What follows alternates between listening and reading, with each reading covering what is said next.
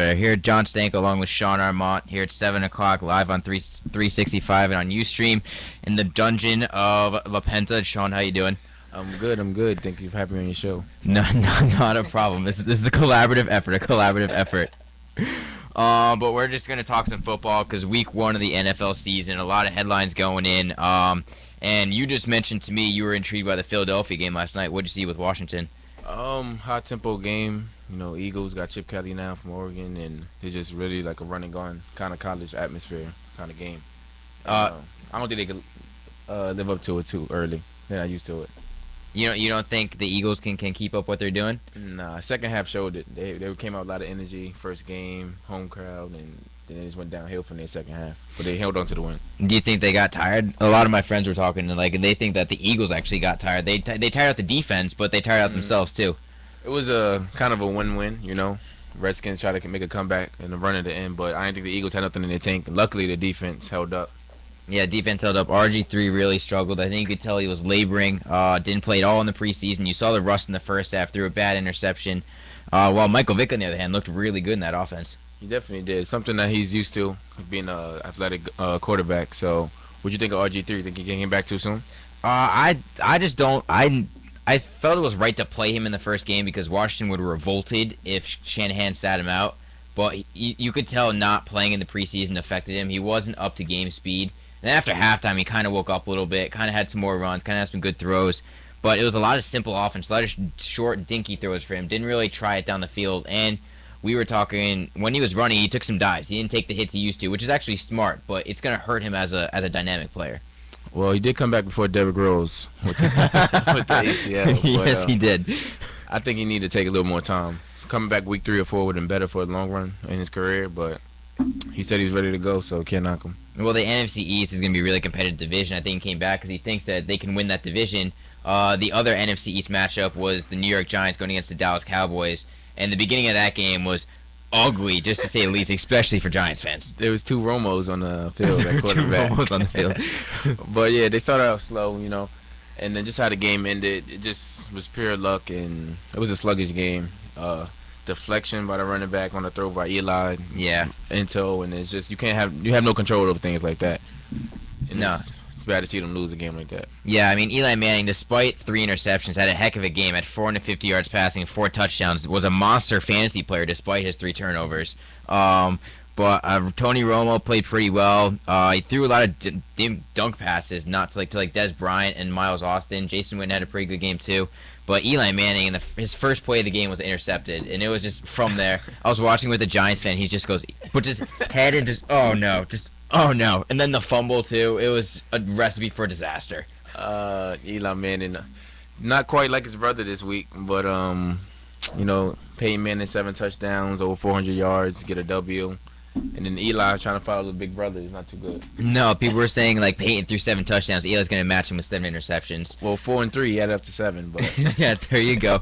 Speaking of that Broncos-Ravens game, do you think it was more of the Denver Broncos being so dominant, or do you think it was more the Ravens losing so much with Ray Lewis and Ed Reed gone? Which one do you think had a better impact? It was all Ray Lewis and Ed Reed gone, because they talk on defense, they energy on defense. That's the centerpiece right there.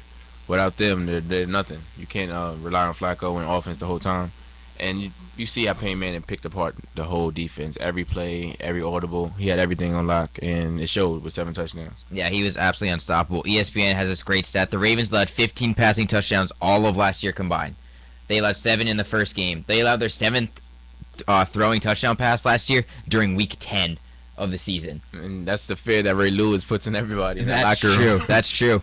People, Skip Bayless and Stephen A. were talking. Our first take is that even if the Ravens probably would have lost that game with Ray Lewis there, but Ray Lewis would never have let the Broncos score that many points. No, he wouldn't. He would have willed his team somehow to make it happen. I mean, I think they need Ray Lewis at the next game just for a little motivational. Just on the sideline, yeah, just motivational speaker for sure. And Ed Reed's truly missed back there at corner, but you got to adapt to what you have, and they got to just adjust and see what happens. Did you see Ray Lewis on ESPN, the NFL Countdown? No, I didn't. What happened? He was actually pretty solid on the analysts and stuff. He got a little bit too hyped up with the Ravens. You could tell it was his hometown team. He's like, they gotta be a team. They gotta be a team. They gotta just form together and just be a team. But he was actually pretty good. I gave him props. He handled the analysts well, and he was pretty fair in what he was saying.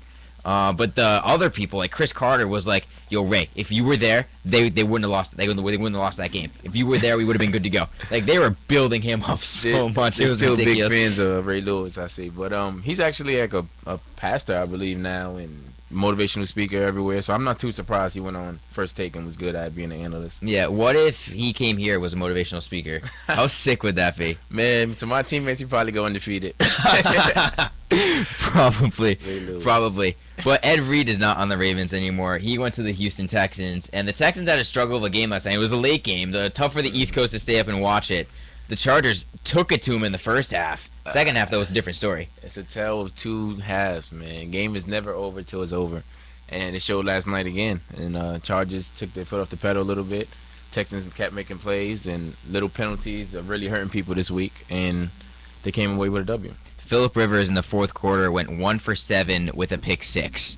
That's not going to get it done at all. He had a 7.7 QBR rating last year in the fourth quarter, which was the lowest of any quarterback. So the problems of Norton Turner finishing in the fourth quarter just seemed to carry on with Mike McCoy there. These quarterbacks are getting paid the most money. Yeah. And they are not showing up. And there's a lot of pressure, and everything's not their fault. But 1 for 7 with a pick and in the clutch is not going to get the job done.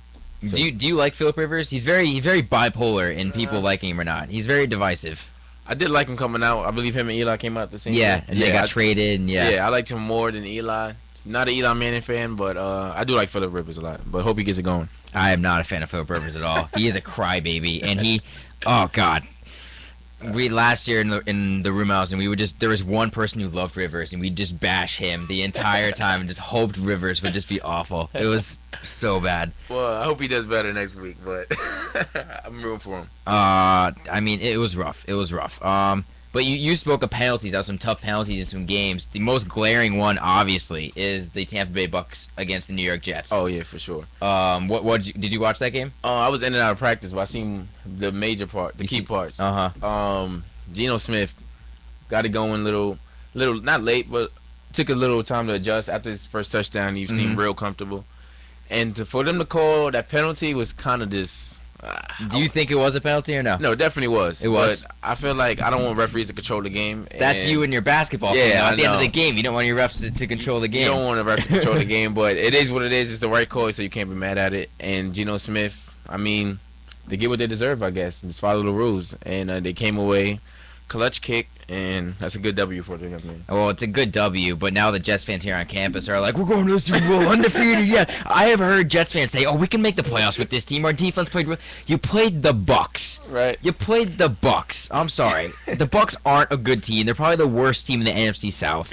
I'm flabbergasted by the immediate optimism of a crapshoot win that the Jets fans have. On campus, is Jets fans wearing green. Giants fans, they want to bring the jerseys out. Giants fans wore black in mourning of their terrible, terrible loss. It's funny around campus after Jets and Giants games. It's really bad. Oh God, they go at each other so badly. Now my team, I'm the Patriots fan. What are you a fan of? Vikings fan. You're Viking. Yeah. I appreciate. All right, we'll go to your Vikings because that was an interesting game. When you saw AP run that 78-yard touchdown for the first play of the game, how happy were you? How optimistic were you? You got to be excited for Minnesota. The fans were ecstatic, and I was happy. 78 yards on the first carry. But then you look at him finishing with 93 yards, and it's like 18 carries. Yeah, it's like, what'd you do? AP's a star, so everybody's keying in on him. But it's like, man, if he's not running, moving the sticks, then what you gonna do? Can't rely on the pass the whole game. Yeah, Christian Ponder is not really a reliable quarterback, if you will. Even with Greg Jennings now at wide receiver. But you had to be impressed with what Reggie Bush did. Yeah. Absolutely phenomenal game. He definitely had a good game. But back to the quarterback for a second. They might as well give Tebow a chance. Bring Tebow. Did you hear he got offered by an arena football league owned by Kiss the band? In Canada, right? No, it's in Los Angeles. Oh man. They want him to go and to play for Kiss the band, their football team. So what's your take on Tebow? He can't be that bad if Ponder is a starting quarterback. Okay, here's the thing. I loved Tim Tebow as a person, and I loved him in college. Absolutely great player, as exciting as Adam Johnny Morrison Manziel. of football. Yes, exactly. Yes, exactly. But as a quarterback, he's terrible. He's absolutely awful. And I mean, with Denver, what he did with Denver, 7 games. you can't deny that was great. I mean, SportsCenter ate it up for years. It took till this year to learn that Tim Tebow wasn't the face of SportsCenter anymore. But I love Tim Tebow as a person. As a quarterback, he's not good. And there was a team that like was willing to pick him up as an option to play if he switched positions, and he said no. He said, "I'm sticking with quarterback." What did he want to play? Running back? I mean, I think they wanted to play tight end or fullback. Probably they didn't announce that. 6'5". I mean, I said put him at fullback when he was on the Patriots. Put him at fullback, direct snap it to him sometimes, some trick plays, you're good to go. But he's too stubborn now, and it cost him his NFL career.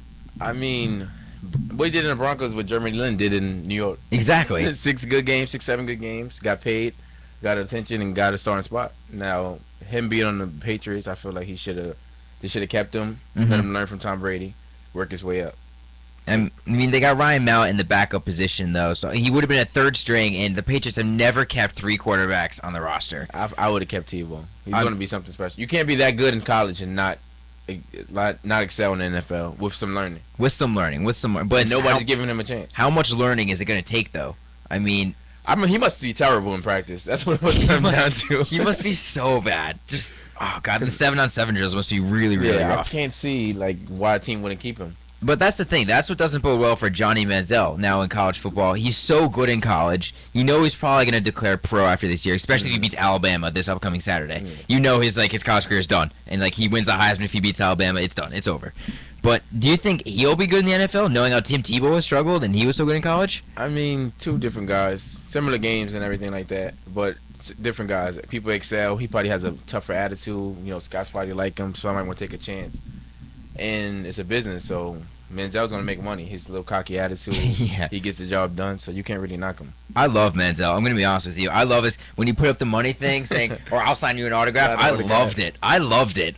There was a tweet Mike Green had, former ESPN analyst. He said it would have been great if Johnny Manziel ran it in, took it out of football, and then signed it like T.O. did, and then threw it into the crowd. I mean, I like it too, but I feel like a lot of analysts, I don't know if you've seen ESPN the next day. Yeah, they were just dogging him about it. They were killing him. They've never been in that predicament. They don't know how it is in society with social networks and everybody's criticizing him. He can walk to class the wrong way.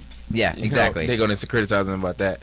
And it's just, you got to you're going to fold up or you're just going to excel, and he's going to embrace it a different way. Now, you know this. You play basketball here at Iona. You know when people trash talk on the court. It happens as part of the game. How can you as a player hold that in, hold the urge to just talk back? Man, I talk back. You talk back. You talk back. I mean, a lot of people know me on campus. I'm always talking. I'm always laughing, joking around. Cool dude, but on the court it's straight business. And if I got to talk and getting people motivated, get in your head, it is what it is. You gotta do what you gotta do. 40 minutes on the court, and we could be friends and have fun after. All right, of all the teammates you've had, who was the best trash talker? Man, Mike Glover. Mike Glover, really? Mike Glover, man, he would just either just be real physical with you talking, or try to make you think you're friends on the court, get you off guard, make a quick move, score. Oh, he's the best. Mike Glover has to be one of the best I had. Really? Yeah. Oh man, I would not have pictured that at all. I really wouldn't have. For sure, him. I would just figured Momo from last year. Just man, take over.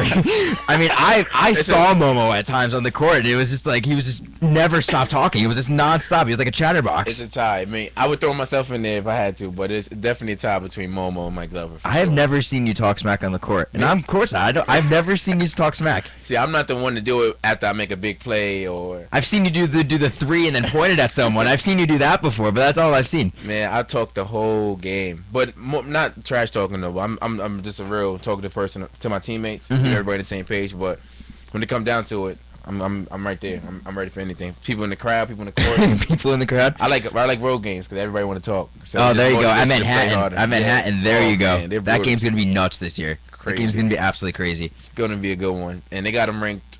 Well, supposedly the rankings come out tomorrow, and they're supposed to be number 1.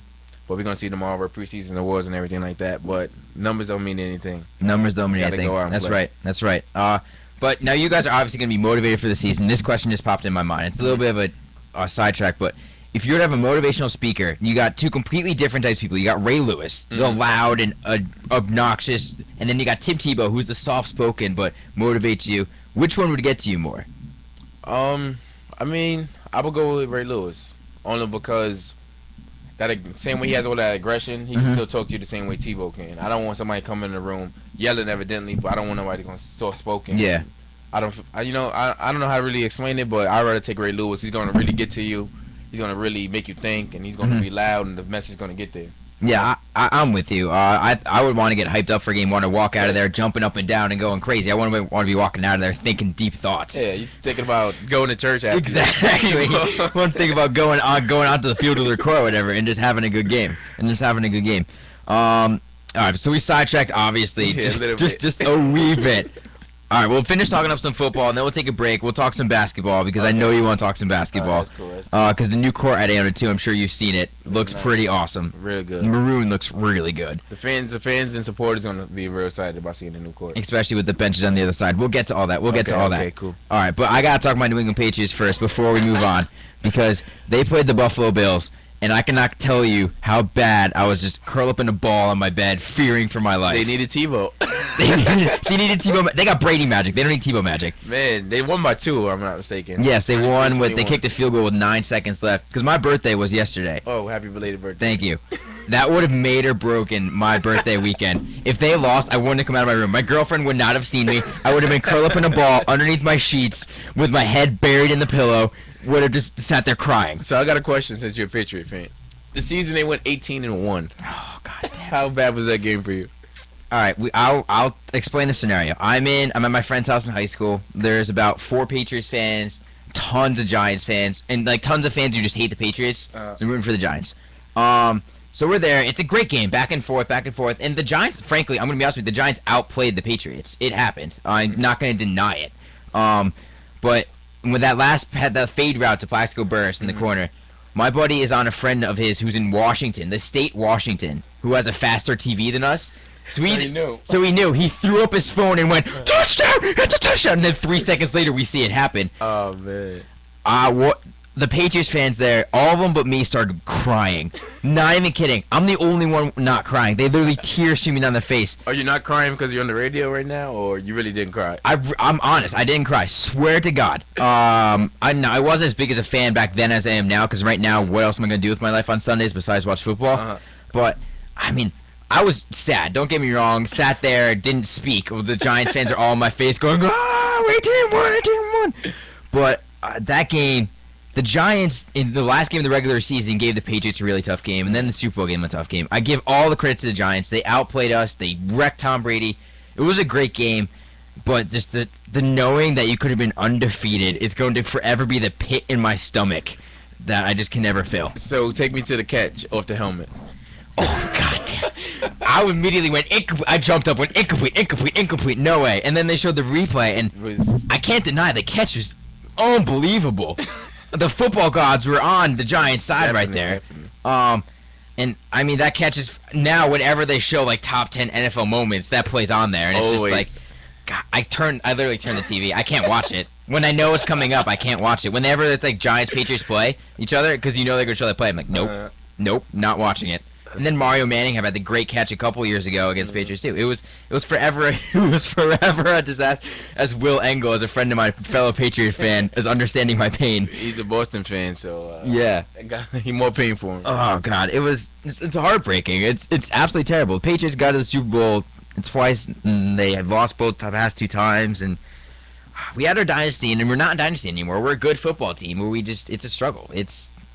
Screw the Giants. So before the break, do the Ravens repeat? No. I was about to break the mission consistent WICR there. No, they're not going to repeat. They lost way too much talent. Anquan Bolden, not on the team anymore. That's a huge loss. You saw Joe Flacco. He was lost without him. And Anquan Bolden's like, you know what? Colin Kaepernick, I like you. Here's 200 yards receiving for you. And let's talk about that 49ers-Packers game. You see that game in between your practice and stuff? That game, heck of a game. Absolutely phenomenal. I mean, Kaepernick did his job. First time over 300 yards, and they was looking sync, like they ready for another run. He only rushed 22 yards. Only rushed 22 yards. Now, he's a rushing quarterback. Put that in quotes. Andrew Luck had more rushing yards, and he's a passing quarterback. So, it's ridiculous. Colin Kaepernick threw for 412 yards. Almost half of that to Anquan Bolden just himself. That's true. I didn't even think of that. So, I mean, the 49ers looked really good, and the Packers are still going to be a really good team. I mean, you got Aaron Rodgers as a quarterback. Their offensive line did look better than last year. And if Eddie Lacy can have a good year, he didn't have a lot of rushing yards to get in that game against 49ers, but no one will against that front seven. It's just hard when you're a star court running back to me, I think, because everybody's going to lock in, blitz, everything, every which way. So that's why AP and Lacy is it's going to be difficult. For Okay, now yards. I want to ask you this question because it comes up in fantasy drafts. Who's the second best running back behind Adrian Peterson? I mean, after last week, Reggie Bush looked like he was After last week, that's right. I mean, I don't know. It's a tough question. I mean, you got Arian Foster, Marshawn Lynch. I mean, those are the top two people. You got Reggie Bush in there. I'll take phenomenal. Marshawn after. You take Marshawn? I will. I would too. Beast mode. Yeah, Beast I mode. definitely will. Beast mode. I don't trust Arian Foster. He only had 47 yards rushing last night. He didn't do anything. Granted, Marshawn Lynch had a terrible week too. Yeah, but you know what he's capable of. Yeah, exactly. The NFC West is gonna be fantastic with Seattle, with San Francisco. Mm-hmm. Who do you have coming on top of that division? Because frankly, it might be the best two teams in the NFL in the same division. I mean, I think I'm gonna go with the Niners. You're gonna go with the Niners? You have to. You can't doubt them this year after what they did last year. So, and after the week they had, they definitely gonna. That's true. I actually before the whole season started, because I have no life, I went through every game, picked out standings, rankings. I picked out my preseason player of the year, everything, because I have no life. So who you got for preseason player of the year? I had Peyton Manning as MVP, and wow. frankly, after week 1, I'm feeling very confident in that choice. Well, I'm not a fantasy football guy, but hopefully you have Peyton Manning on your squad. I had him in the league. I'm playing my dad, and I just texted my dad in the morning, check your fantasy score, and he was so pissed. Peyton Manning, he did a good job for the fantasy draft. Yes, he did. Yes, he did. But I have San Francisco winning the division, but I actually have Seattle winning the Super Bowl. I actually do. I have them beating the New England Patriots. I don't know if the Patriots gonna get there. I know they're not going to get there. After last week, I'm not very confident at all. Oh, God, it was a struggle. Hey, ugly win is a good win. Yeah, that's right. A win is a win. I'm going to take it, and we're beat up on the Jets this Thursday, and it's going to be great, and it's going to be absolutely fantastic. Oh, man. Hope so. But, I mean, those were the big games of the week. We'll get one last big game in, the Atlanta Falcons versus the New Orleans Saints. What'd you think of that game? I actually didn't see that game, to be honest with you. To be honest? All right, well, the recap. Saints won. Falcons had a chance to win it on the last play. Incomplete to Tony Gonzalez on 4th and goal. It was a great game, back and forth. Matt Ryan, again, the knock on him is that he can't get the big game. He can't make the big drive. And his nickname's Matty Ice, but he hasn't done that. No ice in his veins? No ice in his veins. I mean, the NFC, do you think Sean Payton being back on the sideline for the Saints is going to have a huge impact? I think they just need to start fresh, to be honest. You think they need to start fresh? Yeah, I think there's too much going on there. And the new beginning is not going to hurt, you know. No, New Orleans fans will disagree with you because I've heard that when you go down there, it's really just Saints all year long. They don't care about the Pelicans, even though the name changed. Pelicans are terrible. So hey, the Pelicans, I'm telling you, sleeper pick, they make the NBA playoffs this year as the 8th seed in the West. No. Yes. Not a chance. Yes. Not a chance. Yes. I'm telling you, the 8th seed. There you go. We're about to switch sports real quick. All right, we'll take a commercial break. We'll take a break. Go to some basketball, and then I will tell you why the Pelicans are going to be the 8th seed in the West coming up. We're live on 365 on Ustream. This is Jon Stanko and Sean Armand.